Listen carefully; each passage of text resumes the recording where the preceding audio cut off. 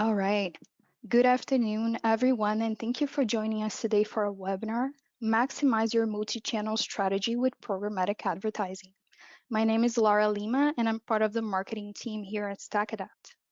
Before getting started, we have some housekeeping items to cover, and then we can get the webinar underway.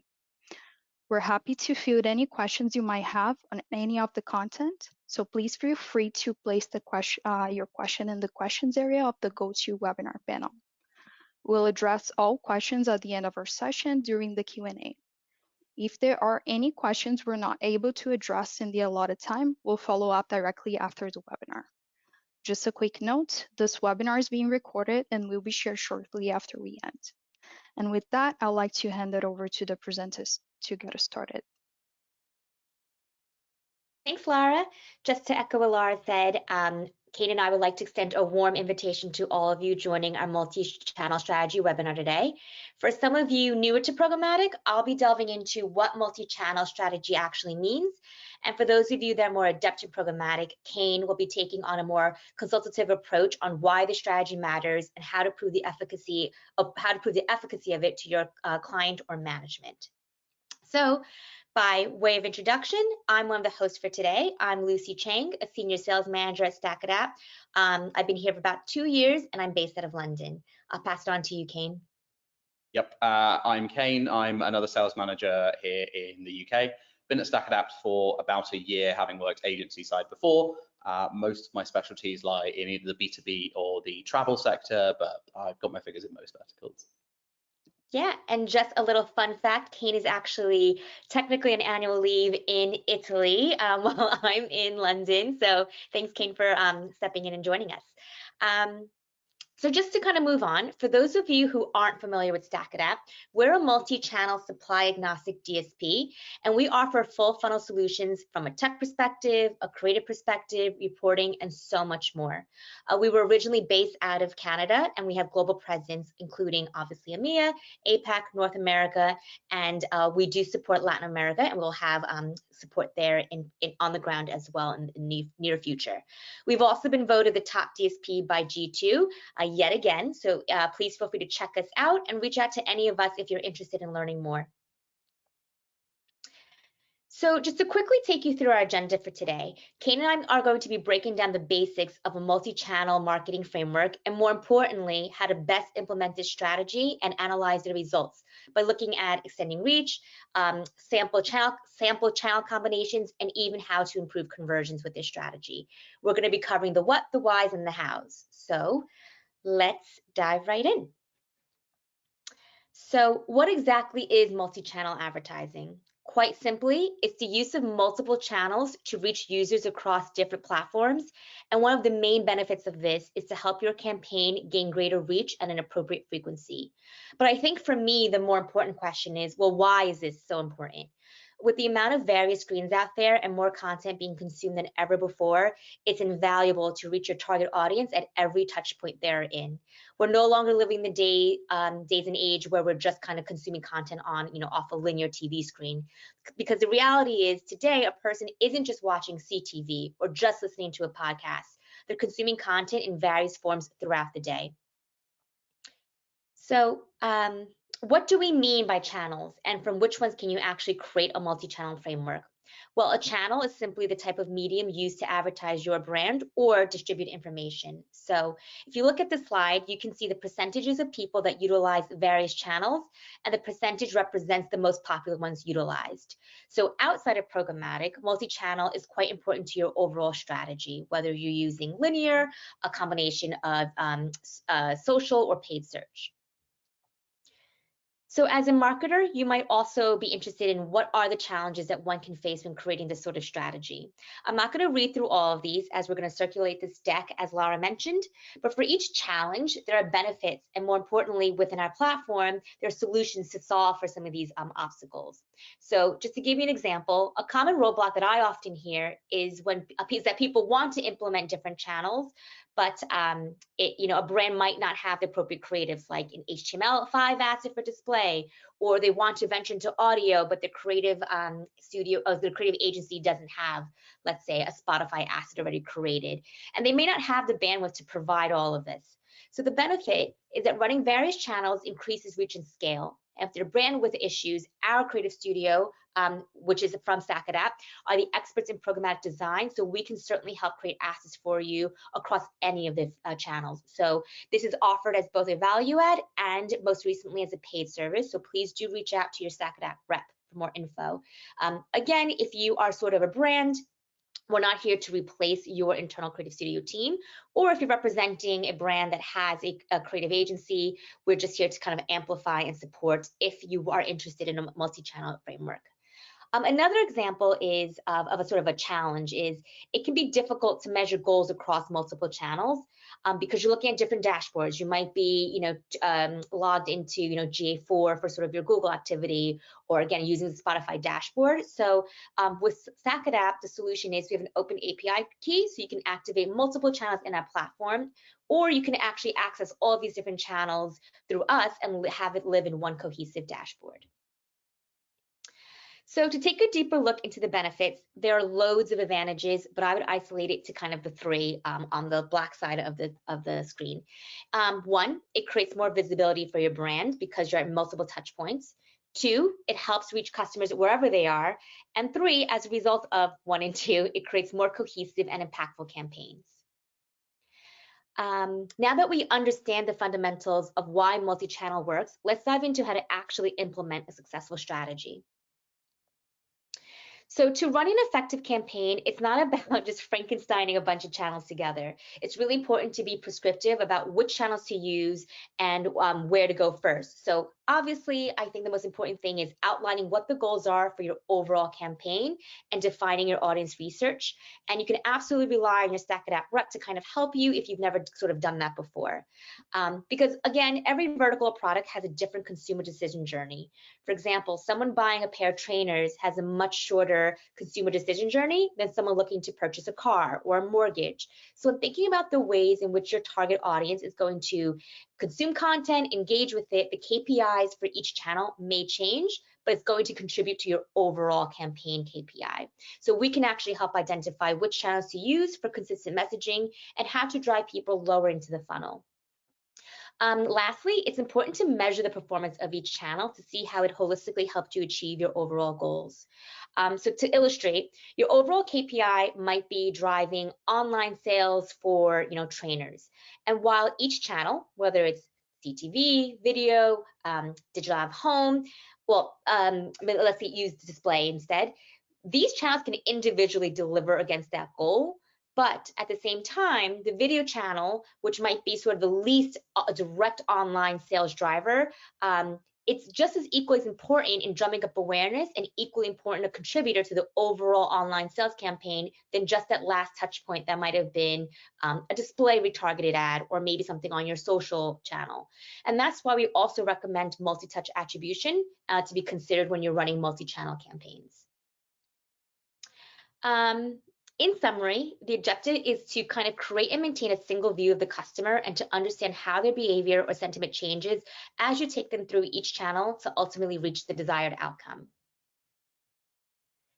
Now I'm going to hand it over to Kane to take you through how to effectively extend reach using these principles that we just went through. Thanks, Lucy. A big focus for me over this sort of middle section is going to be the commercial aspect of multi-channel. So most of us on this call, if we're working at an agency, will be looking to sell the client on a particular multi-channel strategy, looking to broaden and expand your horizons. And for those of you that might be dialing in direct from brand, you usually have someone in your company who you're looking to convince as well. So we're looking at a way of understanding the benefits of different channels and then turning that into a kind of argument for using them. These are questions you should be asking yourself and information you should be using to second guess your own ideas, but then also to present those ideas to other people within your team. The first thing to look at is incremental reach. So what can we achieve by combining different channels? As you can see here, display on its own, for example, gives an 80% coverage of audiences, native of 53%, and video of 75%. None of those are as powerful as any two channels combined. So even combining native and video, the two with the lowest scale, you achieve 82% audience coverage, and that gets as high as 94% with things like display and video together. Seems like a no-brainer, but essentially it allows us to expand the audience that we're reaching. I'm going to take a look at different channels and what incremental reach we can improve by taking multiple channels on top of that. So starting with display, the one that I imagine most people on this call are currently using. As you can see on the right here, you get incremental reach from all channels. Native and video, no surprise, are offering a great amount of extra reach. I would recommend video with a 94% coverage in almost any circumstance. But for those of you considering higher impact channels like CTV or audio, it's really refreshing to see that there's a 3% and 1% incremental reach there. Even with channels that don't have huge coverage, they are still growing the amount of audience that you can reach on something like display. Plus, you want to factor in the engagement time that those add with the overlap of audience that we'll cover a little bit later.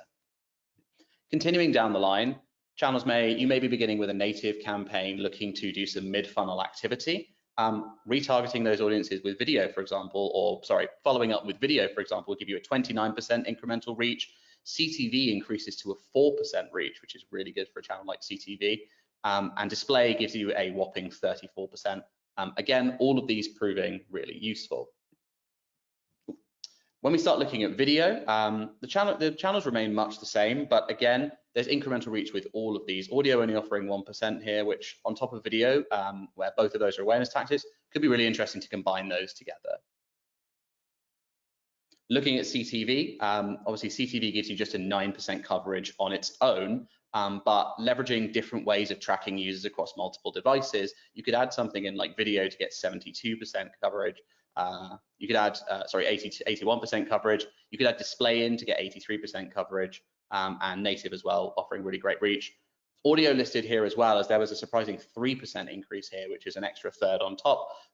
Something really worth considering if you are running a CTV campaign is having audio alongside, as both of those are unskippable. So that whole 12% coverage is going to be incredibly impactful, as they are basically unskippable formats. You can see that reflected here as well, where CTV and audio together, getting an 11% reach here, where we're starting with CTV. But then the other channels, again, providing really good incremental reach. Feel free to take these statistics away. I'm rattling through them a little bit, and consider the channels that you're most kind of basing your campaign around, and then look for the ones that are going to be most effective in combination. Speaking of channel combinations, we can also look at that in terms of audience frequency. This is a different sales narrative rather than just improving reach, where something like audio or CTV, as you saw there, only offered a little bit of incremental reach. Frequency is something to consider in greater detail. So in an environment where our customers are increasingly advert tired, having frequency where we can market different audiences in different environments allows you to stand out without getting ad fatigue too quickly. So frequency and overlap is something to really consider here. Some examples on the screen here, if you're running a display first campaign, would be to bring in something like video for a 76% overlap. That means 76% of the audiences that are served video ads or display ads can be retargeted on the other channel. The video display combo is one that we see really commonly for mid to low funnel activity, where you want to get a very engaged audience to start clicking through. So yeah, we'd definitely recommend that one, although native and display still got a 58% overlap too. With a native first campaign, video is slightly less effective than it would be if we were starting with display, but actually we see a really good overlap with a native first campaign with then retargeting with display, up to a whopping 87% overlap. So that gives us a huge amount of opportunity to get in front of audiences with different creatives, aligned on the same message or with different messaging, depending on the goals that you have. But that's a lot of face time that we can get with clients. For a video first campaign, no surprises here. We can retarget 82% of that audience with display, but native also offering a 61% coverage, which is really strong. Again, as I said, the video to display combo is a really common one in both directions, something definitely worth considering if you're making your first steps into multi-channel. Getting a little bit more advanced then, CTV is typically a channel that has been viewed as isolated, partly because it takes place on TV screen, for example. It's unclickable, it's harder to follow up on. But by using multi-channel strategies, you can actually get really significant overlap with your CTV campaigns. Showing a full unskippable advert on a huge screen and getting 100% real estate is great. Then knowing that you can follow up with a video ad in a web environment to 74% of that audience is really, really powerful. Display to 68% of that, and native to 51%. If anyone's been considering CTV, I would definitely recommend some multi-channel follow-up to allow us to take those slightly more isolated views and start turning them into online web action that's much easier to track. Audio as well, as this becomes increasingly digitized with podcasts and streaming services, with online radio, would definitely recommend combining with something like display or video here. 70 and 72% respectively is really, really good. And then even a 55% with native, really, really strong, particularly if you're looking at some mid-funnel activity where we're in the consideration phase. I think audio followed by native is a really good way to build trust with a brand by appearing in environments where they're slightly more relaxed, but the ads are there to sort of suggest and start painting a narrative. Audio and display perhaps would be moving a little bit towards the lower end of the funnel. Here are just some examples of channel combinations that we've run in the past here at StackAdapt, just to give you an idea. So on the option on the left here, we had video and audio in a prospecting setting with an overlap between those two audiences to give us greater frequency with that audience. And then we had a native follow-up to start driving down into that mid-funnel and to hit people at that consideration phase. This was really good because you had high dwell times at the top, followed by really good overlap and ability to retarget with a sort of trust building channel like native. This middle one here, a little bit more for those of you interested in new channels. Digital out of home is one that has huge impact. Obviously, it's a large screen in environments where you can reach many users at once with a single serving of an ad. You can then maybe combine that with something like CTV in the same area so that people see your ads out and in a home. And then once they've had that, we can then start following up with display assets to continue that messaging and turn what is typically untrackable interactions into clicks and further activity for retargeting. And then the last one, we used in-game, one of our newer channels here, and one that is increasingly emerging, in the online marketing space, combined with something like native to start getting the brand out there and to hit people as they are sort of doing a little bit of research, and then following up with display in a way that is pretty standard. Display and in-game, it's very easy to mirror creatives, the same with display and digital out of home. You can get some real visual resonance between those two as they mostly use sort of display assets. The last thing is to look at covering the entire funnel. So looking at some of those channels that are a little bit more emerging and are still kind of growing, here's some really great ideas of how respondents have used these channels at different stages of the funnel. So you may be thinking, okay, connected TV is only going to get me a 2 to 4% incremental reach. Where can I start using that? As you can see here, it's primarily being used in upper funnel goals for awareness, but a lot of people are actually using CTV now in the mid funnel during the consideration phase, as it has really long dwell time, really high impact, and also gives you a lot of time to get across quite detailed messaging for those of you that might have a slightly longer customer decision journey, for example. Lower funnel a little bit less here than something like digital out of home, for example, where if you have a footfall campaign, for example, running digital out of home in a certain radius of a store is a really good way to remind people to head to the store and make a conversion. But equally, there's really, really strong performance in mid-funnel and upper funnel goals too. Over on the right here, we have in-game. As you can see, this is pretty evenly split across all three areas of the funnel. In-game is really high impact and one that I think a lot of advertisers are still experimenting with in terms of its role in the funnel. And so far, we've seen really good success at all stages. In-game advertising particularly effective in the mid-funnel, where you want people to really have strong brand recall and actually be considering purchase rather than just an awareness play, which is actually surprisingly low in the in-game. And it seems like mid-funnel is probably the best place to be using in-game at this current moment. Okay, so the one that I imagine a lot of you are thinking about, incremental reach and frequency are great, but I imagine we get a lot of questions about conversion when introducing multi-channel to people internally or externally. As a result, we've covered that too with different channels. We actually have a success story to prove the effectiveness of this. So we ran a campaign which had 10 display impressions served to reach a conversion, 10 native impressions, and then a combination.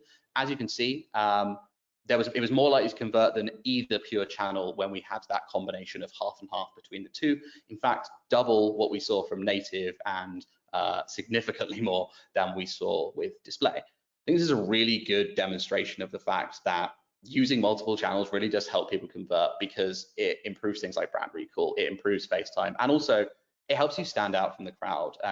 With details about 75% of users taking a multi-channel journey before converting, appearing in more of those environments allows you to win more of those battles. If you're absent on one of the channels they're doing their research, that's an opportunity for a competitor to win out. And I think these results really prove that there. This slide here also looks into that in a little bit more detail, looking at conversion rate by share of native impressions. I think this is some data that you can take away and analyze in a little bit more detail, but essentially what it shows is by combining those two, you reach the best effectiveness. Pure display down here, having lower conversion rates, pure native not doing so great, and then here we found the exact perfect split. I think what this demonstrates as well is the importance of testing and understanding. Each audience is unique and is going to have different conversion journeys, and running something like this where you play around with the ratio of one channel to another really allows you to find the best mix and tells you that you want native to be, in this case, the majority of your campaign, but not all of it. Same here, we've got conversion rate by share of native impressions as well. Just a really useful thing for you to look at. Essentially, what you need to know is that 80% of native here and 20% of display was the perfect result here. Something that I would definitely advise is reaching out to your StackAdapt rep if you have any questions about running a test like this to start analyzing data. We have reports in the platform ready to look at things like this, but I would definitely suggest reaching out, and we can always run A/B tests as we go. And with that, I'm actually done. So I'm going to pass back to Lucy for a little bit of a wrap up of what we've been through. Thanks, Kane. So just to quickly wrap up, hopefully everyone has a better grasp on the advantages of multi-channel, and more importantly, some tips and tricks on ways to implement this. A fundamental part of executing a strong multi-channel strategy is having the right programmatic platform that not only offers all of the channels, but can cohesively work together, whether it's doing something like sequential messaging or dynamic retargeting.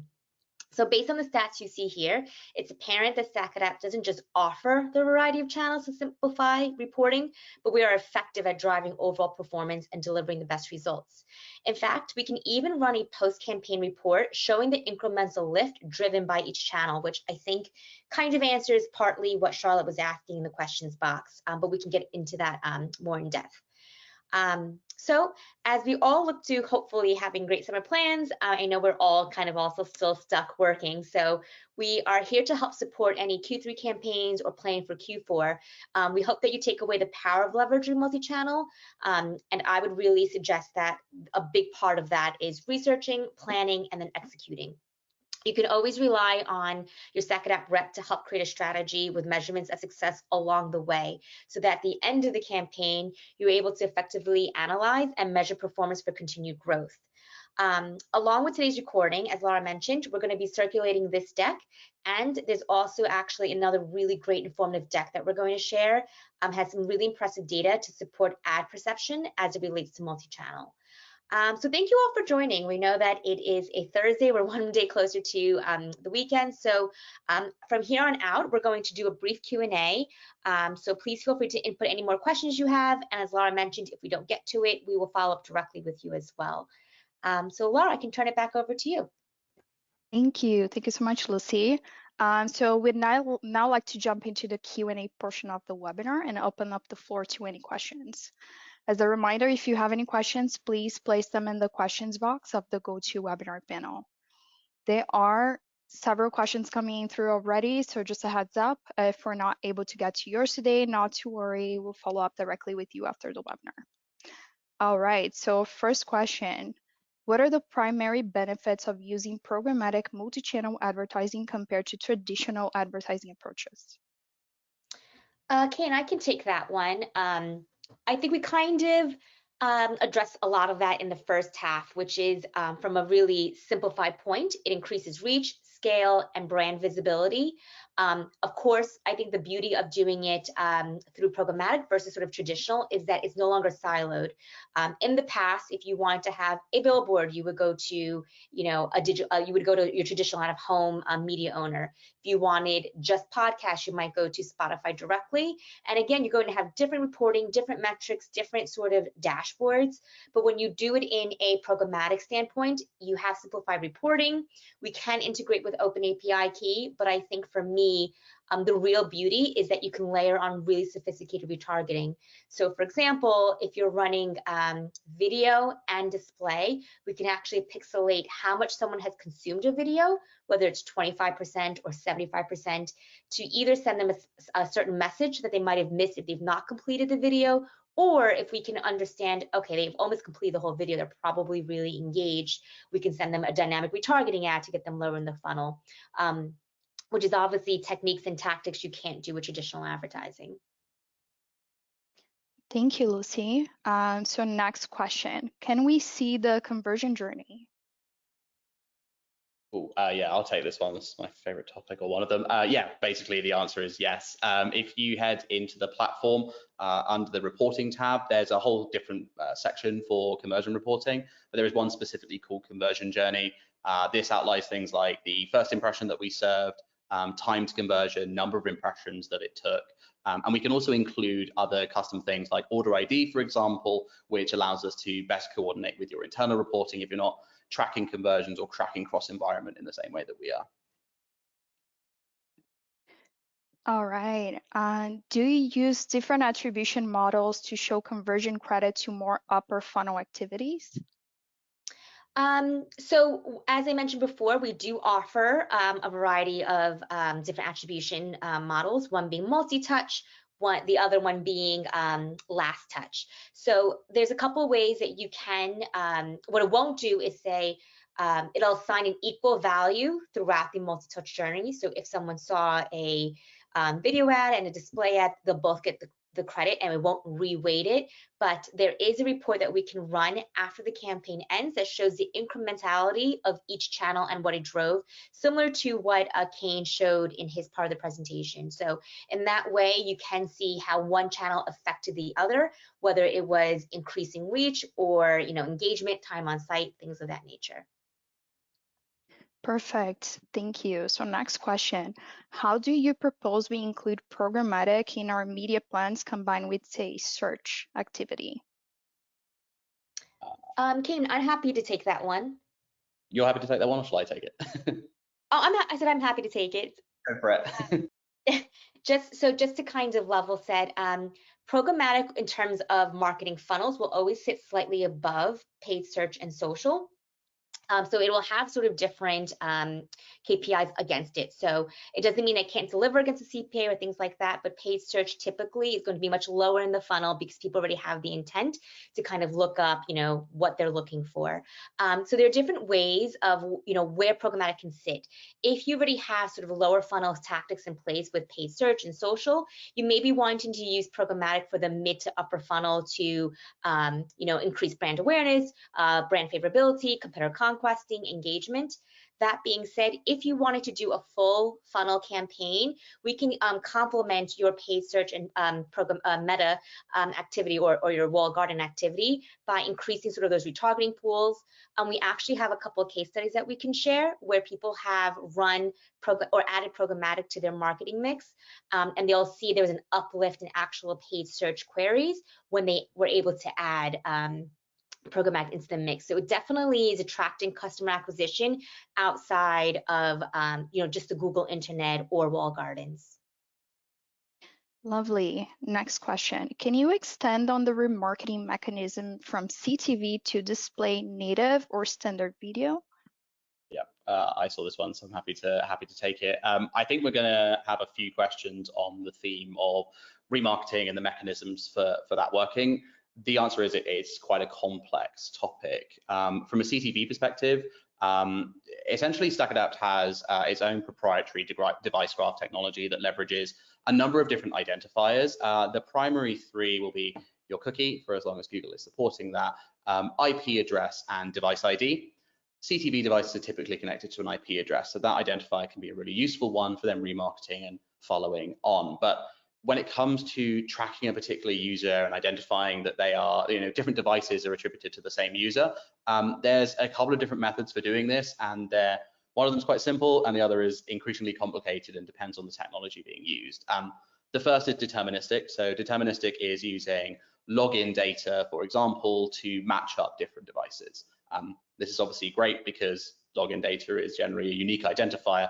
However, it quite often lacks scale, particularly when you're running broad campaigns, just because of the number of people that actually log into multiple devices versus browsing in different ways. The other side of that, and one that StackAdapt has become really adept at using, is what's called probabilistic attribution. So this essentially uses all those signifiers that I mentioned and uses machine learning and different algorithms to essentially marry different devices to the same user. Using that device graph, we're then able to take things like CTV and pull IP address to track someone from there. It's increasingly complicated as you ask about different channels. So if you do have a question about that, I think your best bet is probably to reach out to your StackAdapt representative if you have one already, just to ask them questions and to problem solve your exact combination of channels. If you don't currently have a StackAdapt representative, feel free to reach out to any of us here on the call. We'll be happy to communicate with you as well. And Kane, just to add to that for CTV, there is technically the capability to also pixelate. It's not the same way we would pixelate an audio or a video campaign, but again, you can reach out to your StackAdapt rep and they can explain how it works and what we can track from that. Thanks, Lucy. Perfect. So next question, do customers spend more time on native ads than display ads, even though it demands more attention? I'll take. Yeah, go ahead. Cool. I'm assuming it's in relation to the slide that I was presenting on, so I'll just take that one. I know it's 2 in a row. So with that particular case study, I think it's less about users spending more time on those channels per se, and it's about how people are engaging with those channels. So with the audience that we were looking at there, native typically sees higher click-through rates, I think because display ads can quite often be a passive experience, something that you see but don't engage with. Whereas native ads in the form of appearing like recommended articles can quite often get more action off the back of it.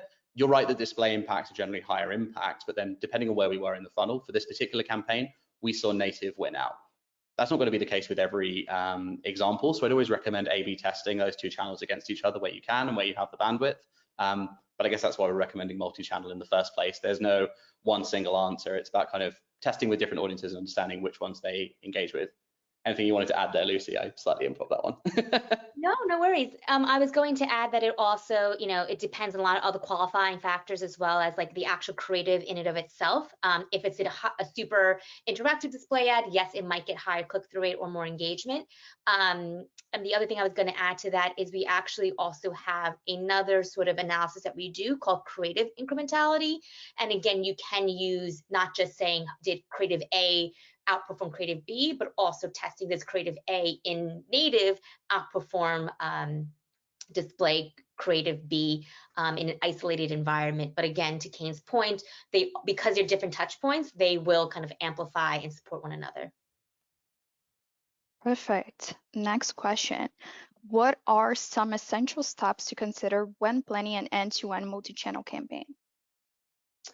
I think this goes under sort of pre-planning. So I would say it kind of goes back to research, execute, and analyze. I mean, those are the 3 things that I feel as a marketer, if you're going to report back on, those are the 3 things that we kind of need to have in place. And what does that exactly mean? For the research part, understanding who your target audience is, how you expect them to engage across the funnel, what's the consumer decision journey like. Then I would also say, what's the overall campaign KPI? If it is brand awareness, for example, well, how are you going to measure the channels? For video, we know that it's a low driver of CTR typically, so we would measure the effectiveness or efficacy of video through things like CPCV or VCR, whereas maybe with native and display would be something like CTR or time on site once they actually land on the site. So it's about preparing to understand who your target audience is, when you execute it, what channels and how you're going to stack them, and at the very end, analyzing the efficacy of how you kind of coupled those different sort of channels together. Perfect. Next one. Which part of the user journey do advertisers find in-game ads more effective for? I think that pertains to one of my slides, so I'll take that again. Feel free to go back through this deck and look at each of those channels for their breakdown. But with the audience survey that we did and the data that we had there, it seemed that mid-funnel was where it was placed best. So in the consideration phase, with a lot of people using it in sort of the higher end of the lower funnel because they're so high impact and great brand recall. But yeah, mid-funnel is the short and simple answer based on the data. Perfect. And I think we have time for one more. What are the best practices while using the multi-channel strategy? Ooh, okay, yeah, I'll take this one. It's similar to the planning answer that Lucy gave, which is really it's about taking all the usual precautions when you're in that planning stage and then keeping that consistent with everyone involved. Something I would recommend is knowing what your North Star is. When you have multiple channels, you ideally want those all pointing in the same direction. You want all your compasses aligned, essentially. And they're all, if you're, for example, running all awareness channels, so you've got your digital out of home, CTV, and audio, typically they're going to be aligned anyway, as long as you keep messaging consistent.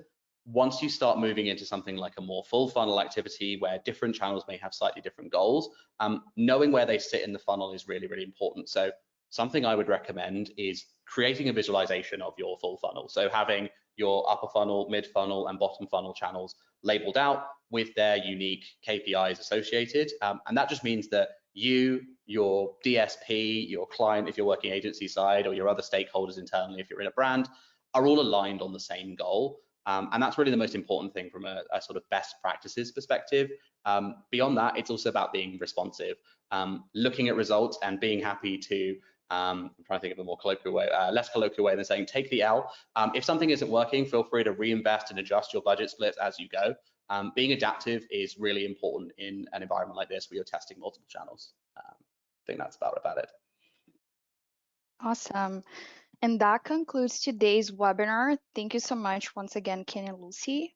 And thank you all for attending today. We hope that you found both informative and insightful.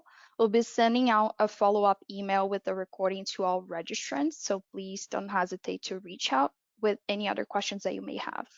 Thanks again for joining us, everyone, and enjoy the rest of your day.